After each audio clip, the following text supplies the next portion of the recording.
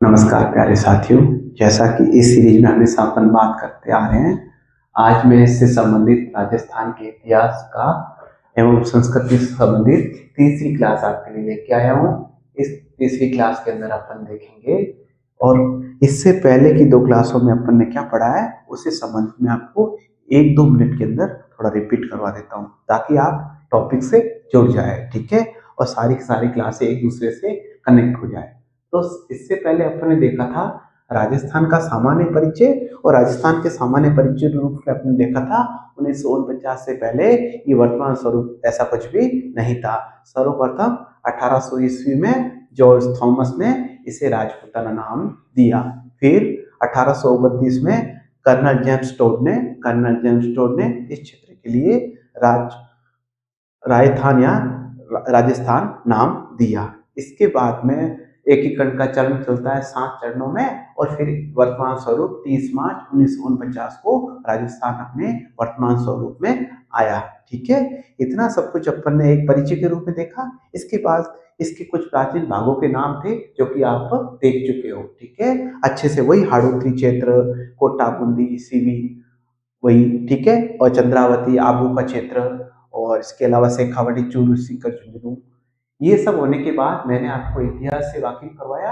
अतीत की घटित घटनाओं का व्यवस्थित अध्ययन ही, या फिर एक क्रमबद्ध अध्ययन ही इतिहास कहलाता है। फिर मैंने इतिहास को 3 भागों में या फिर इतिहास का काल विभाजन से संबंधित आपको बताया। तो इतिहास का काल विभाजन के तहत वही बताया मैंने, 3 कालों के माध्यम से उसे जाना जाता है, ठीक है, वो आपने अच्छे से पढ़ा। सृष्टि से आरंभ से हड़प्पा हड़प्पा सभ्यता के पूर्व तक, और फिर दूसरा काल के दौरान हड़प्पा सभ्यता से 600 ईस्वी तक, और लास्ट में 600 ईस्वी से वर्तमान तक ये पढ़ा। फिर अपने प्राक युग के 3 भाग पढ़े, पूरा पाषाण काल, मध्य पाषाण काल और नव या उत्तर पाषाण काल। वो सब कुछ देखने के बाद अपन ने धातु काल राजस्थान में देखा, जो कि धातु काल के दौरान ताम्रवती नगरियों के रूप में ये गणेश्वर सभ्यता, कालीबंगा सभ्यता, ठीक है, और पंड पांडुलिया, ठीक है, और साबुनिया, ठीक है, वो सारे के सारे अपन ने क्षेत्र देखे, और वो ताम्रवती नगरी के रूप में सारे ताम्रकालीन संस्कृति से जाने जाते हैं। इसके बाद अपन ने देखा था लोह काल से संबंधित। लोह काल से संबंधित अपन ने नोह, सुनारी, ठीक है, ये कुछ देखे थे। जिस नोह से अगर वहाँ लोहे के खोज से संबंधित एक सीमा रेखा निर्धारित हो गई थी, और इसके बाद में अपन के जोधपुरा और सोनारी से लोहा जलाने के भटिया मिली और अस्त्र शस्त्र उपकरण मिले। और प्राचीन भारत का प्राचीन राजस्थान का टाटा नगर के नाम से कौन जाना जाता था?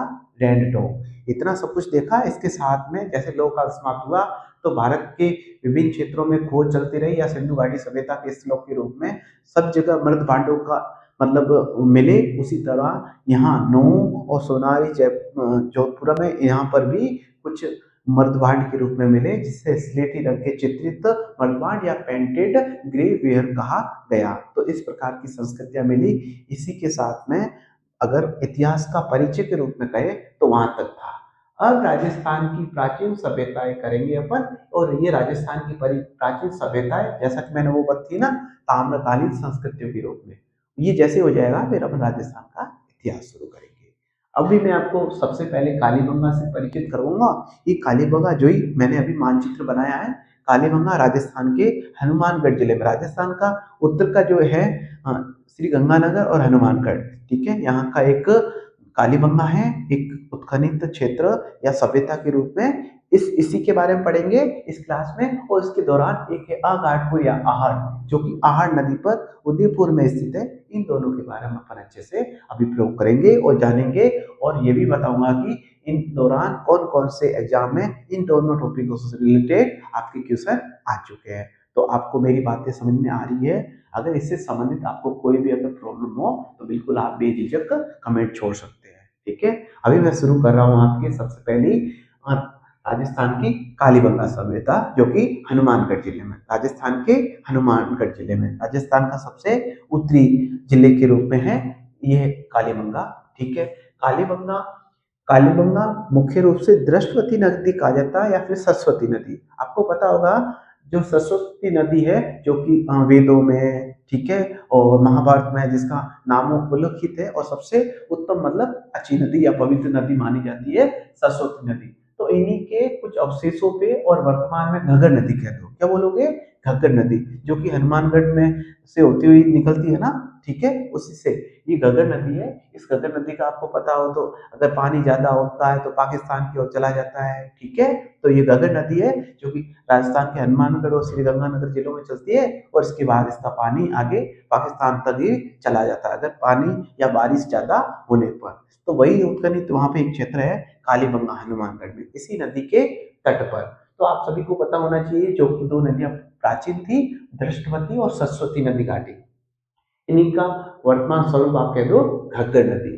तो इस कह अगर ये कालीबंगा सभ्यता है कि तो इसका कालीबंगा नाम क्यों पड़ा, तो वहां से उत्तरी क्षेत्रों में या फिर उससे ऐसा ज्ञात हुआ कि कालीबंगा का मतलब है बंगा, यानी पंजाबी भाषा में जिसे बोलते हैं चूड़ी, ठीक है, और कालीबंगा का शॉर्ट फॉर्म में कहे तो काली चूड़िया, ठीक है, ये इसका अर्थ होता है। इसलिए ये संपूर्ण खोजे गए स्थल को, इन संपूर्ण खोजे गए स्थल को कालीबंगा को ही कालीबंगा इसीलिए कहा जाता है काले रंग की चूड़ियों की वजह से, यही इसका अर्थ होता है, जो कि हनुमानगढ़ जिले में है और घग्गर नदी में वर्तमान में, और पुराने टाइम में बृहस्पति या सरस्वती नदी के अवशेष पर या फिर वहां उपलब्ध थी।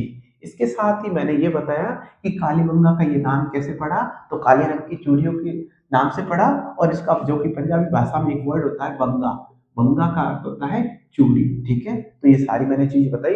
इसके बाद में कालीबंगा को प्रकाश में कौन लाए या फिर कालीबंगा की सर्वप्रथम खोज का श्रेय किसे दिया जाएगा, तो अमलानंद घोष, अमलानंद घोष के नाम से एक इतिहासवेता थे, उनका नाम 1952 में उन्होंने सर्वप्रथम इस सभ्यता के रूप में एक खोज की। फिर उत्खनन क्षेत्र करवाते हैं 1961 और 1962 ईस्वी में, ठीक है, बीबी लाल और बीके थापर, बीपी लाल और बीके थापर। और इस प्रकार उत्खनन आगे चलते रहते हैं, उत्खनन में बहुत सारी चीजें वगैरह मिलती है। तो इसके साथ में ये सारा उत्खनन हो रहा है, अभी भी चल रहा है, और जितना हुआ उस आधार पर इस कालीगंगा एक सभ्यता स्थल को 5 स्तरों के रूप में माना जाता है।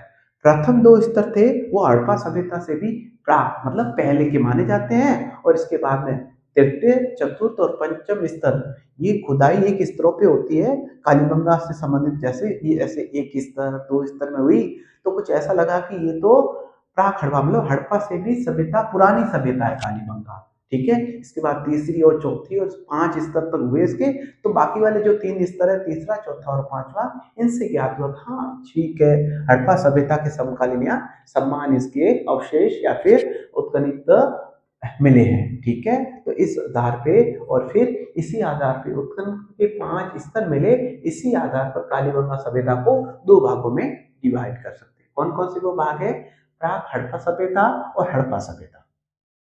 मतलब एक हड़प्पा सभ्यता से पहले के 2 स्तर थे, पहला और दूसरा, और 3, 4 और 5 3 स्तर थे, वो हड़प्पा के समकालीन थे, इसलिए इसे हड़प्पा सभ्यता के नाम से जाना जाता है। तो कालीबंगा एक ऐसी सभ्यता थी जो एक उसकी नगर नियोजन कहो या फिर नगर इतने सुव्यवस्थित तरीके से काटते थे, जो कि अपन ले सकते हैं सिंधु घाटी सभ्यता से। जैसे वहां कैसे नगर नियोजन थे, एक विशेष प्रकार की सड़कें एक दूसरे को समकोण पे काटती थी, ग्रिड नुमा थी, मुख्य घरों के दरवाजे मेन गलियों में, मेन सड़क पे ना खुल के मध्य की गलियां थी उनमें खुलते थे। तो मतलब उस प्रकार की सारी विशेषताएं मानी जाती है कालीबंगा में। तो इसीलिए कालीबंगा को एक सुव्यवस्थित नगर के रूप में देखा गया या जाना गया उत्खनन क्षेत्रों के पदार्थों के आधार पे या फिर उनकी खोज के आधार पे। फिर कालीबंगा में उत्खनन से ये पता चला कि मकान बनाने में मिट्टी की ईंटों को धूप में पका कर प्रयोग किया जाता था। मतलब वो इस प्रकार से नहीं जानकार थे कि वो पका के या फिर उन्हें अच्छे से किया जाए, लेकिन वो ठीक है मिट्टी को डाला, एक मिट्टी के ईंटों का रूप दिया और धूप में डाल दिया, और इसके बाद मकान बनाने में उसी को प्रयोग लेते थे। तो इसी प्रकार वो प्रयोग करते थे। फिर वहां कुछ उत्खनन हुआ, तो उत्खनन के एक चरण में वहां पर मिट्टी के बर्तन बहुत ही ज्यादा मिलने लगे, ठीक है, और मिट्टी के बर्तन मिले वो पतले थे और एकदम वजन में एकदम ही लो थे, मतलब हल्के थे। इसी वजह से और वहाँ के जो मर्दबान थे उनमें सुंदरता का बिल्कुल भी कमी था, मतलब सुंदर नहीं थे, मतलब जैसे तैसे करके चलाया गया हो, ठीक है। तो ये सुंदरता का अभाव पाया जाता है। फिर बर्तनों का रंग, अगर वो उत्खनित किए गए बर्तन जो सर्वाधिक लाल मिले, ठीक है, तो लाल रंग वो भी पतले और हल्के रूप में, ठीक है, तो लाल मिले, और जिन पर काले, और जैसा आपने देखा होगा ना, जैसे ये मटका है, सपोज दैट ये मटका है, ये मटके के ऊपर रेड कलर में, ये है रेड कलर का है पूरा, ठीक है, और इस पे ऐसे व्हाइट और ब्लैक कलर में ऐसे लाइनें बनाई गई है, तो ऐसे ही मिट्टी के बर्तन मिले हैं कालीबंगा से संबंधित। आप सबको पता होना चाहिए कालीबंगा से मिलने वाले पत्थर बर्तन सर्वाधिक पतले और हल्के थे, और सुंदरता का बिल्कुल भी अभाव था, और किस रंग के थे, लाल रंग के, और काली और सफेद रंग की रेखाओं के युक्त, वैसे मैंने बताया ऐसे सारे बर्तन मिले थे। इसके साथ ही कालीबंगा से संबंधित प्रत्येक एग्जाम में, या फिर राजस्थान के हर तीसरे एग्जाम में आपने सुना होगा जुते हुए खेतों के साक्ष्य। तो जुते हुए खेतों के साक्ष्य और एक ही खेत के अंदर दो फसलें या फिर मिश्रित फसलों का जो पैमाना या फिर जो पाया जाता है, वही वही कौन सा उत्खनन क्षेत्र है, वही कालीबंगा क्षेत्र है। ये वेरी वेरी इंपॉर्टेंट है। राजस्थान के हर तीसरे एग्जाम के अंदर इससे संबंधित आपने सवाल देखा होगा, मतलब प्रीवियस ईयर्स के रूप में, पिछले सालों के प्रश्न पत्र के आधार पे।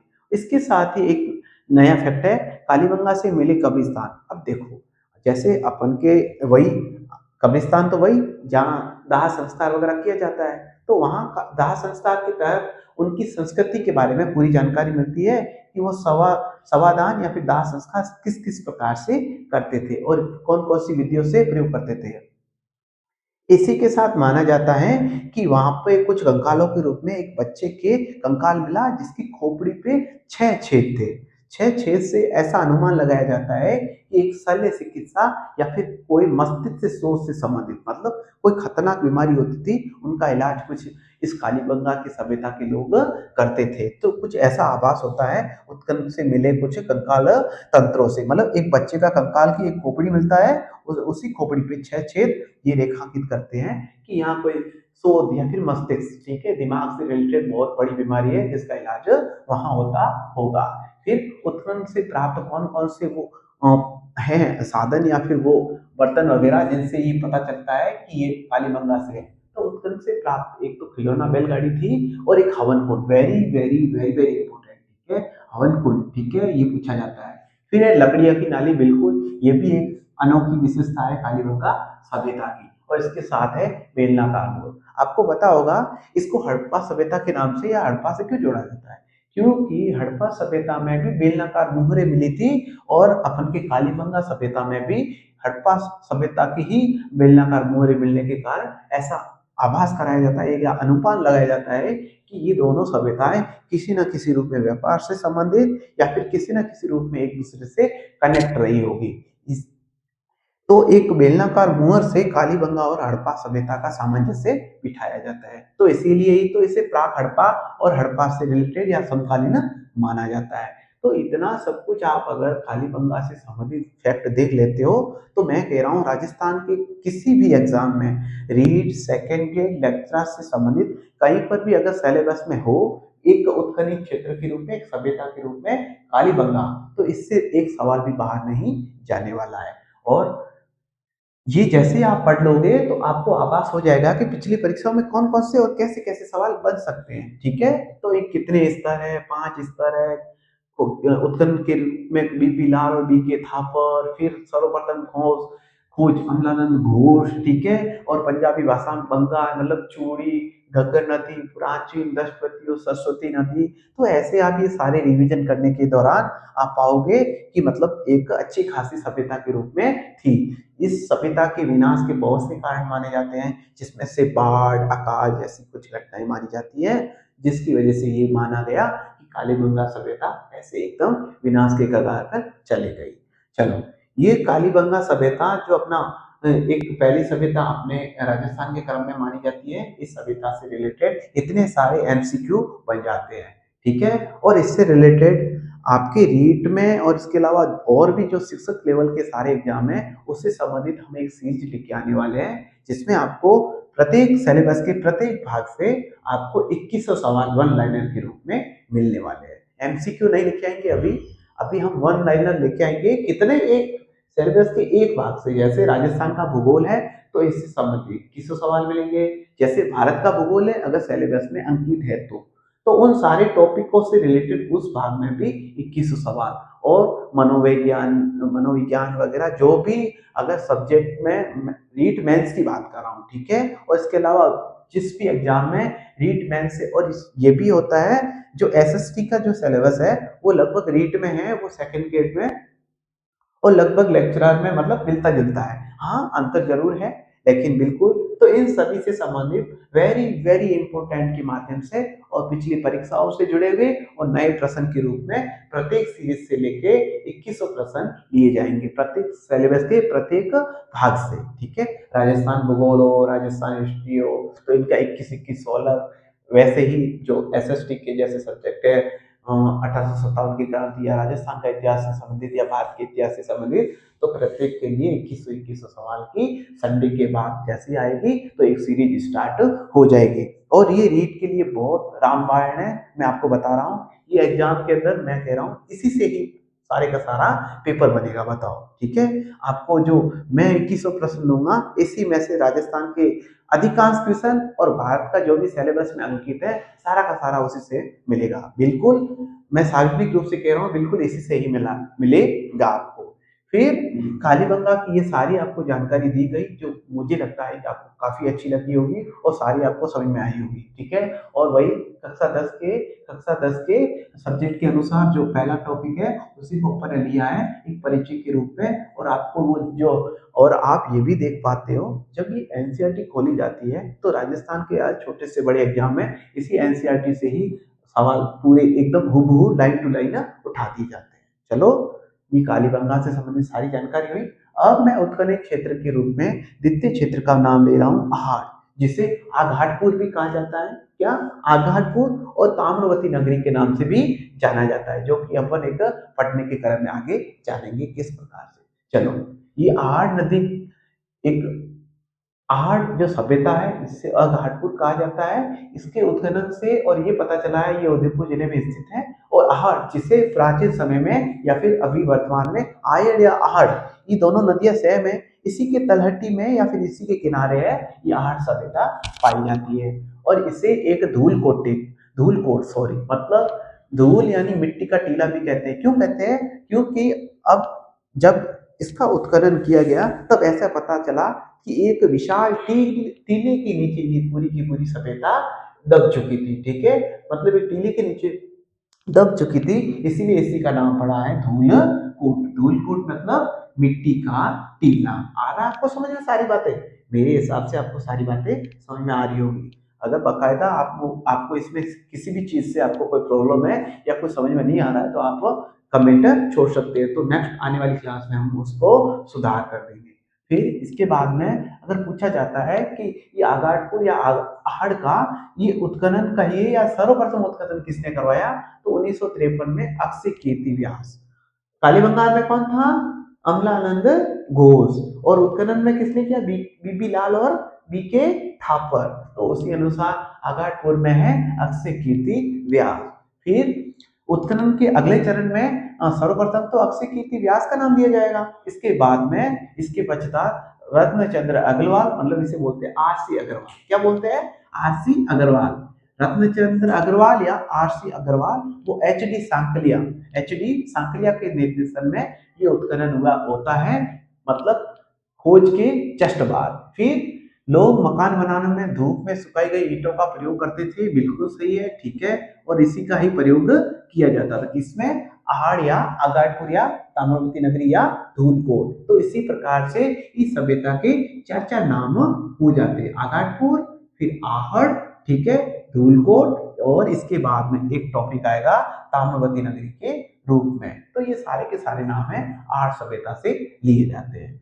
फिर मकान बनाने के लिए सुखाई गई ईंटों का धूप में, इसके साथ सभ्यता के मृतकों को, मतलब ये ऐसा भी मानते थे कि हमारे पूर्वज है इनको मतलब सजा के एकदम गहनों के या आभूषण के साथ दफनाएंगे तो ये जीवन के बाद मतलब मृत्यु के बाद ये कहीं और वापस जन्म लेंगे, तब ये सारे आभूषण और गहने हैं उनको वापस मिल जाएंगे। मतलब इनका ऐसा बोलो कि अगले जन्म में अब इस जन्म का पूरा हुआ, ये अगले जन्म में भी ये सब कुछ साथ लेके जाने वाले हैं, ऐसे कुछ प्रमाण यहाँ पे मिलते हैं। ठीक है, वाकई में नहीं है, बिल्कुल मतलब एक अवधारणा बन जाती है कि ऐसा कुछ होता होगा।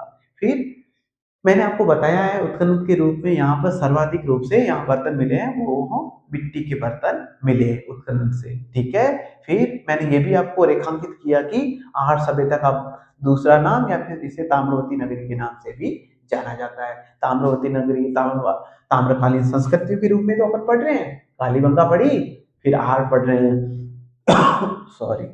इसी आधार पे अपन आगे पढ़ते रहते हैं। तो उत्खनन के एक कर्म के रूप में उन्हें एक ठप्पे मिले, मतलब ठप्पे मिले तो उनसे उन्होंने मतलब इतिहास वेताओं ने ये अनुमान लगाया कि यहाँ रंगाई छपाई से संबंधित एक व्यवसाय बहुत ही उन्नत मात्रा में था। तो ऐसा कुछ ये सारा रहता है आपके आहट सभ्यता या फिर आयन नदी के किनारे उदयपुर में ये बसी एक संस्कृति। इस वैसी संस्कृतियों का लगभग कालीबंगा हो, आहड़ हो, गणेश्वर हो, लगभग सबका अगर इतिहास वेताओं के अनुसार बाढ़ से इनका विनाश माना जाता है। लेकिन माने जाते अलग-अलग इतिहास वेताओं के अलग-अलग मत हो सकते हैं, जिसमें बीमारी भी हो, एक प्रकोप भी हो और एक अकाल जैसी घटनाएँ भी हो और प्राकृतिक आपदाओं के रूप में किससे रहोगे आप? बाढ़ जैसी विश्व विध्वंस घटनाओं से यहाँ पे आपको कि ये विनाशित हो गई।